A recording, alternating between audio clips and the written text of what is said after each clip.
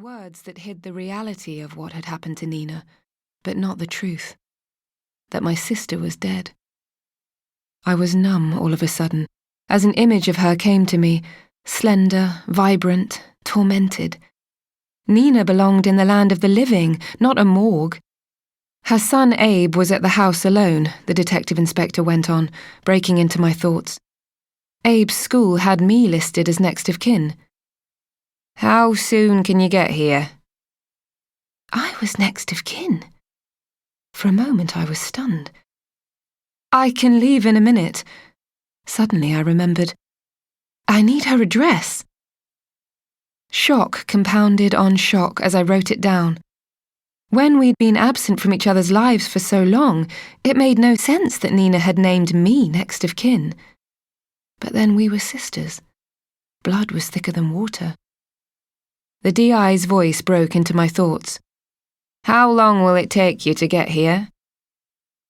I'm not sure. I live in the New Forest, an hour and a half maybe, depends on the traffic.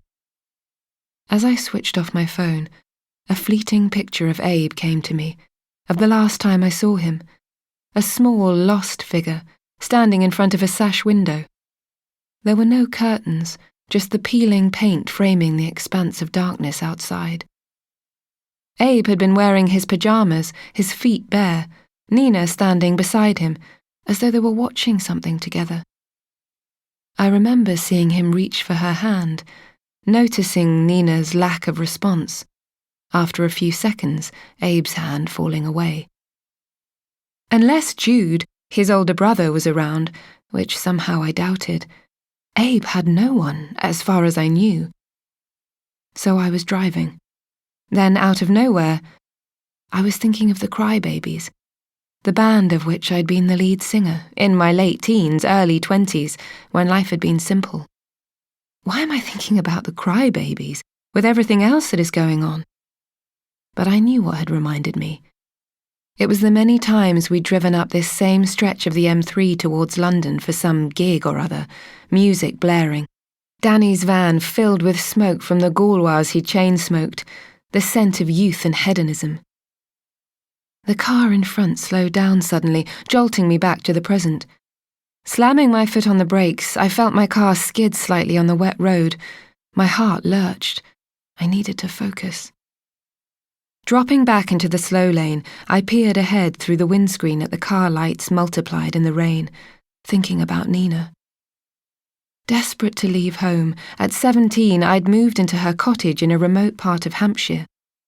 Nina was 9 years older than I was, and like me had left as soon as she could get away. It was the early days of the Crybabies. Gigs had been thin on the ground and money tight. Nina had taken me under her wing. She always had back then. My big sister, who had seemed to have her life so sorted, was used to rescuing people. At the start, they'd been happy, carefree days. But so much time had passed. So much had changed. For a while I came and went from Nina's place, as the band worked hard and played hard, pushing ourselves ever more in pursuit of the dream. Then, after 3 years together, it paid off. The Crybabies had looked set for the stars, with a nationwide tour supporting another band and a record deal being talked about. The band had taken over my life by then, and I was off and away, travelling around the country, spending less and less time at Nina's. Now it felt like another lifetime. I wasn't the same person I'd been then. But things happened, life changed people.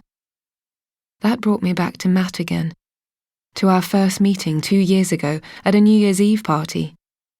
It had been a meeting of eyes across a crowded room, which sparked an instant attraction. We met again by chance a few days later when, over cups of coffee on a park bench bathed in winter sunshine, he told me he wanted to see me again. My elation punctured by shock, as in his next breath he told me he was married. I remembered him sitting there as I got up and walked away, staring into his coffee cup.